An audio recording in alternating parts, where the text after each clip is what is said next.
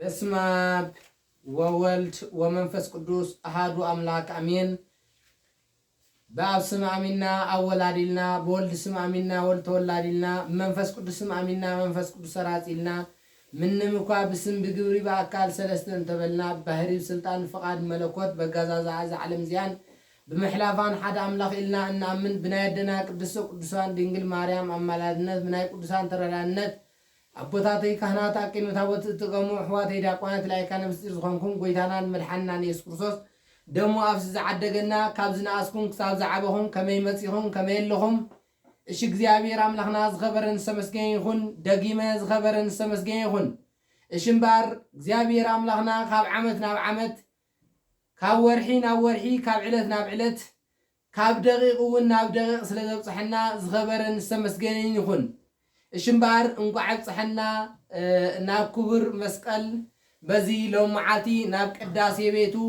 ዘብፅሐና እግዚአብሔር አምላኽና ዝኸበረን ዝተመስገነ ይኹን እሺ እምበር ሕፅር ብዝበለ ብዛዕባ ታሪክ ናይ መስቀል ከመይ ከም ዝነበረ ሪኢና ክብሪ ናይ መስቀል እውን ሪኢና ክንውድእና ኩልና ግን ሓፈሻዊ ቅድሚ ኣብቲ ትምህርቲ ምእታውና ሳብስክራይብ ላይክ እንዳሃብና ሸር እንዳገበርና ነቶም ዘይበጽሕዎ ክነብጽሕ ክንክእል ናይ እግዚአብሔር አምላኽ ሰናይ ፍቃድ ይኹነልና ንዓይ ዛረብ አንደበት ንዓኹም ድማ እትሰብዑን ዝልቦና እግዚአብሔር አምላኽ ክዕድለና ናይ እግዚአብሔር አምላኽ ሰናይ ፍቃድ ይኹነልና እሺ እምበር ሎም መዓልቲ እንሪኦ ክቡር መስቀል ካልኣይ ግዜ ዝተረኣየሉ ብምዃኑ ወይ ድማ ክልተ ግዜ መስቀል ከም ዝተረኣየ ክነግረና ይኽእል ማለት እዩ በዚ ግዜ እዚ ድማ አልዒልና እንዘራረበሉ ካብ ፈላፃ ጸላይ ምንቲ ክድሕኑ ነቶም ዝፈሩኻ ሰንደቕ ዕላማ ሃብካዮም ዝብል መዝሙረ ዳዊት መዝሙር 60 ፍቕዲ 4 አልዒልና ክንዘራረብና ካብ ፈላፃ ጸላይ ምንቲ ክድሕኑ ነቶም ዝፈሩኻ ሰንደቕ ዕላማ ሃብካዮም ብምባል ሎም መዓልቲ ብዛዕባ መስቀል ክንዘራረብና ማለት እዩ መስቀል ማለት እንታይ ማለት እዩ መጀመርታ መስቀል ማለት እንታይ ማለት እዩ መስቀል ማለት ሰቀለ ካብ ዝብል ናይ ግእዝ ግሲ ዝወፅ ኮይኑ ዝተማሳቀለ መስቀል መንጠልጠሊ መከራ ናይ ገበነኛት ከም ዝነበረ ይነግረና ማለት እዩ ወንጌል ማቴዎስ ምዕራፍ 27 ዘሎ ተተመልኪትና ፍቅዲ 32 ዘሎ ሃይለ ቃል ማለት በዚ ቃል እዚ ድማ ቅድሚ ጎይታናን መድሓናን ኢየሱስ ክርስቶስ ብስጋ ተዋሂዱ ናብዛ ዓለም እዚ ቅድሚ ምምፃኡ መስቀል ናይ ገበነኛት ከም ዝነበረ ይነግረና ግን ጎይታናን መድሓናን ኢየሱስ ክርስቶስ ደሞ አፍሲሱ እንታይ ዝገበረ ዝቆደሰ እዩ እዚ ብምዃን ድማ ጎይታናን መድሓናን ኢየሱስ ክርስቶስ ካብ አምላኽና ሰላም ድሕነት ዝረኸብናሉ ብምዃኑ ይነግረና ማለት ንሕጊ ምስዛዛቱን ስርዓቱን አፍሪሱ ሰላም ገበረ አቂድ መስቀል ተሰቂሉ ንሕማምና ድማ እንታይ ከም ዝገበሮ ከም ዝፀሮ ይነግረና ማለት ኣብ መስቀል ከም ዝተሰቕለ ኣብ መስቀል ተሰቂሉ ድማ ንዓና እንታይ ገበረ ሰንደቕ ዕላማ ከም ዝሃበና ማለት ሰንደቕ ዕላማ እንታይ ገበርካዮም ሃብካዮም ከም ዝበለ ዘማራይ ዳዊት ሓይልና እንትመክሕታና ምኻኒ መስቀል ሓይልና እዩ መስቀል ሓይልና እዩ መስቀል ጽንዓትና እዩ መስቀል ቤዛና እዩ መስቀል መድሓኒት ነፍስና እዩ እዚ ብምዃን መፂና መስቀል ሓይልና ተኾይኑ መስቀል ጽንዓትና እንተኾይኑ መስቀል ቤዛና ተኾይኑ መስቀል መድሓኒት ናይ ነፍስና እንተኾይኑ ለው መዓልቲ መስቀል ኢልና እነውዕሎ ዘለና ዕለት 17 መስከረም እዩ እዚ ድማ እንታይ ዝገበረሉ ኢና ክንመጽእ ምክንያቱ ኣብዚ ግዜ እዚ ተተመልኪትና ኣብ ኤፌሶን ምዕራፍ 3 ፍቅዲ 17 ዘሎ ሃይለ ቃል ክሳብ 19 ዘሎ ሃይለ ቃል ንምልከት ማለት እዩ ከመይ ከምቲ ብዙሕ ግዜ ዝነገርኩኹም ሕጂ ከዓ እናነባዕኹ ዝነግረኩም ዘለኹ ብዙሓት ጸላእቲ መስቀል ኮይኖም ይነብሩ ኣለዉ መወዳእታዎም ግን ጥፋት ይብል ስለዚ ንመስቀል ዝጸልኡ ሰባት መወዳእታዎም ጥፋት ካብ ኮነ መወዳእታ مودعتنا خيخون مخنيات دحنتنا سلازخونه كنخبرو يقبلنايو سلازي እግዚአብሔር አምላኽና በዝለም ዕለት 10 መጋቢት ዝወጸሉ ዕለት 17 መስከረም ድማ ቅዳሴ ቤት ብምዃኑ ክንምልከትና ማለት እዩ ከምቲ ቀዳማይ ቢድ ኢለኒ አደ ጻድቅ ንጉስ ቆስጠንጢኖስ ንሳን እግዚአብሔር መብጽዓ ተማጻብዕት ቆስጠንጢንያ ወዳ ናብ ሃይማኖት ክርስትና ንኽመጽእ انت اتيو ناب يرسالم كيدا نتي تحابيو زلو اص مسقل غويتا كابتي تقبيرو زلو كتوصونتن اب يرسالم زلو قدسات بوتاتات كا ابيات كريستيان كتانص مبصعا خمزه اتوتي نغرنا مايتي داي خمز غبرت مبصعا اتيا خمز نبرت من قدس إلني بزعلت زيدما ودا قسطنطينوس بغيتانان مرحنان ኢየሱስ ክርስቶስ ምስጋና ናው ይሁን ምስአመነ ጥምቀተ ክርስትና ተጠመቀ ቅድስት እሌኒ ከዓ ብዙሓት ሰራዊት አኸቲላ ናብ ኢየሩሳሌም ከደት ይብል ብዛዕባ ክቡር መስቀል ጎይታናን መድሓንናን ኢየሱስ ክርስቶስ ከዓ ሓተተት ነቲ ቦታው ከዓ ዝነግረ አይረኸበትን ሸዑን ሓደ አይሂዳዊ ሽማግለ ሰባ ሒዛ ብጥምየትን ብጽምዕን አቀኔቶ ምስተጨነቀ ምስተመድ ማዓቅሉ ምሳአነ ድማ እንታይ ገበረ ኣብ ጎልጎልታ ብምዃን እንታይ ገበረ ሓበራ ማለት እቲ ጎቦንሱ እንታይ ከም ዝገበረ ምክንያቱ ልዕሊ 200 ዓመት ዝኣክል ጓሓፍ እንዳ ጓሓፍሉ ዝነበሩ ዓብይ ጎቦ ስለ ዝነበረ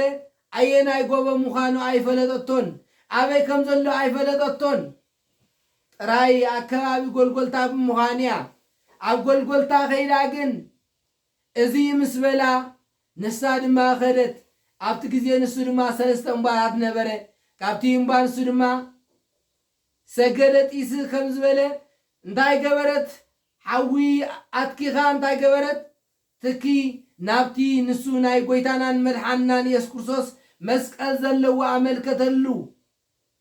እቲ መስቀል ናይ ጎይታናን መድሓንናን ኢየሱስ ክርስቶስ ዘለዎ ጎቦ ድማ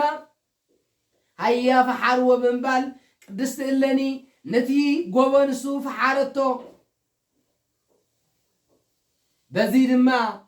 ዕለት 10 መጋቢት እንታይ ዝተገበረሉ እዩ ዝተረኸበሉ እዩ 3 መስቀል ረኸበት እዚ 3 መስቀል ድማ ኣብዚ ግዜ እዚ ሕሙማትን ሞታትን ኣምጽያ እቲ ናይ ጎይታናን መድሓንናን ኢየሱስ ክርስቶስ ዝኾነ መስቀል እንታይ ገብር እዩ ባዕሉ ንሞት ከተንሰአልና ይብምባል ንሞት ከም ዘተንሰአ ይነግረና ክብርን ምስጋናን ንእግዚአብሔር አምላክ ይኹን ቅድስት እሌኒ በዚ ዕለት እዚ ካብዚ ጀሚራ እምበር ካብ 10 መጋቢት ጀሚራ እንታይ ዝገበረት እያ እንታይ ዝገበረትልያ ተይልና ናብ ቤተ ክርስቲያን ናይ ጎይታናን መድሓንናን ኢየሱስ ክርስቶስ ሃኒፃ መስከረም ዕለት 17 ቅዳሴ ቤቱ ዝኾነሉ እዩ በዓለ መስቀል ተባሂሉ ዝተሰመየሉ እዩ ክብርን ምስጋናን ንእግዚአብሔር አምላክ ይኹን እሞ ቤተሰብ ናይ እግዚአብሔር አምላክ አፍቀርቲ መብርሃን ድንግል ወላዲተ አምላክ ዝኾንኩም ቤተሰብ ናይ እዚ ቻነል እዚ እትከታተሉ ዘለኹም እንኳዕ ናብዚ ክቡር በዓል ኣብፅሐና ከምዚ ንዓመታ ድማ ብሰላም ከብፅሐና ናይ እግዚአብሔር አምላክ ሰናይ ፍቃድ ይኹነና 2018 ዓመተ ሰላም ዓመተ ረህዋ ዓመተ ጥዕና ዓመተ ጽድቅ ክገብረልና ናይ እግዚአብሔር አምላክ ሰናይ ፍቃድ ይኹነልና መልስ እንተልና ከምቲ ኣብ ኤፌሶን ዝበሎ ምዕራፍ 3 ዘሎ ሃይለ ቃል ብዙሓት ጸላእት መስቀል ክመጽዮም መወዳእታውን ግን ጥፋት ዝበሎ በዚ ሎሚ ግዜ እዚ ንመስቀል ናይ ጎይታናን መድሓንናን ኢየሱስ ክርስቶስ ዝጸልዩ ብዙሓት እዮም እዚ ምዃን ፈሊጥና ድማ መስቀል ናይ ጎይታናን መድሓንናን ኢየሱስ ክርስቶስ بقبو خنا خبر يقبلنا مايتي مسكلنا يقويتانا المدحنا يسوع كريستوس قدس إلني في حيرة خطوط خلا سلسة مسكل يا رخيبة كاب سلسة مسكل دما إذا حدا نتموت سلسة تنسى تاي كبرت إذا يقويتانا المدحنا يسوع كريستوس غنى مسكل سلسة رخبة الشمبار أزيبو مهان تتملكيتنا أكالي متصحفتون كم زنقرنا وينما خم زنبنا ينتقليزنا أبكالي متصحف كا نتينا يودا زسددتو ناودا زهابتو اتي بيمانا يشنخ زنبرة مسمار وينما حاطين كم زهابتو مو نسدوما قسطنطينيوس دما انتاي كم زقبرة نناي فرس مقيدي ويدما نناي فرس لغان كم زقبرة ينقرنا مايتي إذي مسكال دما إذا مسكال ننولد الله دما نابر بعث مازن كم استمقلوا وينقرنا مايتي داي اتي بزعبه عند مسكال زغنه بملو تغزبله او يرسالم كم زغنه اتحاله دما اسكندريا داي كم زغبره كم استمقلوا ونربعتي مازن كم استمقلوا وينقرنا مايت كبر مسغانا ان እግዚአብሔር አምላክ ይሁን እሺም ባር ካብዝ ተተመልኪትና ድማ اتكال تتملكتنا نقص هرقال أبرومي ناي فارس يرسالم زنعون بزحات سباتون كم زماره نتخبر إذا مسكل قويتانا المدحنا يسوع كريستوس كم زماره وينقرمو نقص هرقال جن نتم سبات صلت قبرو بمبال صمو بمبال نزي كبر زخونه مسكل ناي قويتانا المدحنا يسوع كريستوس تايقبر كله تواقي يسعيرو مسكال ناي قويتانا المدحنا يسوع كريستوس تايقبر كله كملس كلنا نملكت معايتي أذي مخان فليتنا نقص قسطنطينوس مجمرتات ما إلاني نقص إلاني انتاي كمز قبرتيا مبصعة خمز نبراي صلوت كريستيان بمسمع بقفعي زفاساسا دموم بملكات እግዚአብሔር عبي قسطنطينيا حاديرو عب 315 ዓመተ ምህረት نغرستيان ملو ناس النزهاولو عبي قسطنطينوس عب سربيا وينما نايسون دكيا لومناي جزات زغنت فولي بوتا نايسون استبهلتلو كاب أبو كنستانيوس كليون عبادو قدس إلني عب كلتميزن حمسان شمنتن عمت مرس تولد اللومخاني أبو عرماوي عدو جنا كريستيان نبرت كريستنا عبتجزيه جنا سلازي تسفح فحي عبد زمن حدا سبات كم زي عينت موسوى يفصمون يروميهم مغنياتو قسطنطينيوس ولدون نقدون رماوي أبز زي تتمركينا اتحاد هايمانات مستحاد هايمانات انت هيقبل كم زنبرة يواسب كم زنبرة قدس إلاني مسمان كم استواسبت مز سبزي كم استواسبت جنا أبز زي مبصعان تاينيرو ودينا كريستيان انت مسيو ودي أب كريستيان تتطميغو مسكلنا يقويتانا المدحنا يسوع كريستوس أبستقبرلو انت هيقبري كيدا انت هيقبري كم سيبن باليات يعني رماجي قسطنطينوس بهصانتو ابتغزيه زنبرلو نورون سرعاتن مسرت بمبراقاوي كفل روم ابناي دقلقيانوس شلاديا ويدما بيت منغستي اغافار خوينو ابتي زمن زنبرلو ميا فرس بمقلاب 50 طر ورويرون أما أختا قاشان تماهيرو خمز نبري نقرنا ماي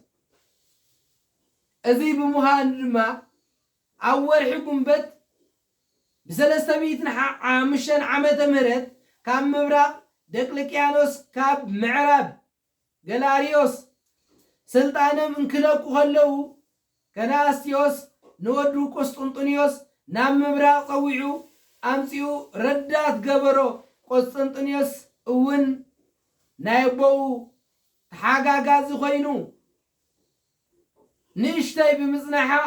ኣቦኡ ድማ ሞተ። ቆስጠንጢኖስ ኣብ ዓውዱ ውግኣት ብዙሕ ጅግንነት ስለ ዝሰርሕ በቲ ሰራዊት ተፈታዊ ስለ ዝነበረ ብምሎም እቶም ሰራዊት ድማ ተሰማሚዖም ናይቲ ወታደር ክፍሊ ናይ ኣቦኡ ፍትወትን ህዝብን ብሓደ ድምፂ ተሰማሚዖም ህፃን ቆስጠንጢኖስ ናይ ኣቦኡ ስልጣን ክወርስ ገበረ። ሓምለ ዕለት 25 306 ዓመተ ምህረት ኣብ ምዕራባዊ ክፍሊ ሮም ኣብ ገላትያ ነጊሱ። በቲ ቆስጠንጢኖስ ወዲ 18 ዓመት መንእሰይ ኮይኑ ዝነገሰሉ ግዜ ድማ ንቅድስቲ እሌኒ እንታይ ገበረት? ንመስቀል ናይ ጎይታናን መድሓንናን ኢየሱስ ክርስቶስ ክወፅእ ከም ዝገበረት ይነግረና እሞ ክብርን ምስጋናን ንጎይታናን መድሓንናን ኢየሱስ ክርስቶስ ይኹን። ክብርን ምስጋናን ንመስቀል ጎይታናን መድሓንናን ኢየሱስ ክርስቶስ ይኹን። እሽምባር መስቀል ሓይልና እዩ። መስቀል ጽንዓትና እዩ። መስቀል ቤዛና እዩ። ብሩኽ መስቀል ብሩኽ ኣውደ ዓመት ገብረልና ናይ እግዚአብሔር አምላክ ሰናይ ፍቃድ ይኹነልና። ስለ ሰማዕኩምኒ ኣብ ትገብርዎ ጾም ጸሎትን እግዚአብሔር አምላክ ጽኒ ኢሉ ሰምዐኩም ናይ እግዚአብሔር አምላክ ሰናይ ፍቃድ ይኹነልና። ሓፈሻው ግን ኩልና እንታይ ንግበር? ሼር ላይክ እንዳገበርና ክንከይድ ናይ እግዚአብሔር አምላክ ሰናይ ፍቃድ ይኹነልና። ስብሐት ለእግዚአብሔር ልዑል ወለወላዲቱ ድንግል ወለመስቀሉ ክቡር አሜን።